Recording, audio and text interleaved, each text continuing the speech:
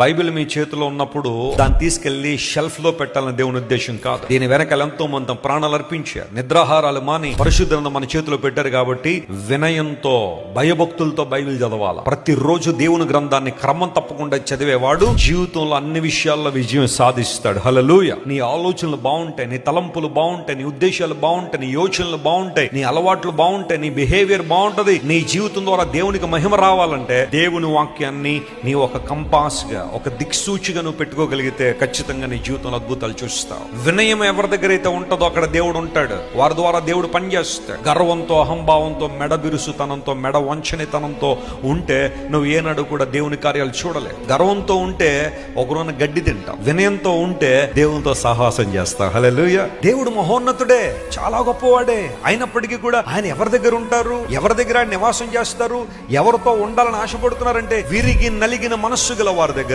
హృదయము విరుచుకుని పశ్చాత్తాపంతో దేవుని సందుకు వచ్చి, ప్రభువా నీవు తప్ప నాకెవరు లేరు, నీవే నా ఆధారం, నీవే నా ఆశ్రయం, ప్రభువా నా సమస్తము నీవే, నా ఆధారం నీవే అని దేవునితో మనస్ఫూర్తిగా ఎవరైతే చెబుతారో అలాంటి వారి దగ్గర దేవుడు ఉంటాడు. దేవుడు మనతో ఉంటే ఇంక మనకేమైనా లోటు ఉందా? ఆయన మనతో ఉంటే మనకేమైనా భయం ఉందా? ఆయన మనతో ఉంటే మనకేమైనా కలవరం ఉందా? ఆయన మనతో ఉంటే మన జీవితాలు అన్ని శ్రేష్టమైన అనుభవాలే కదా. వినయం గలవారి యొక్క దేవుడు ఉంటే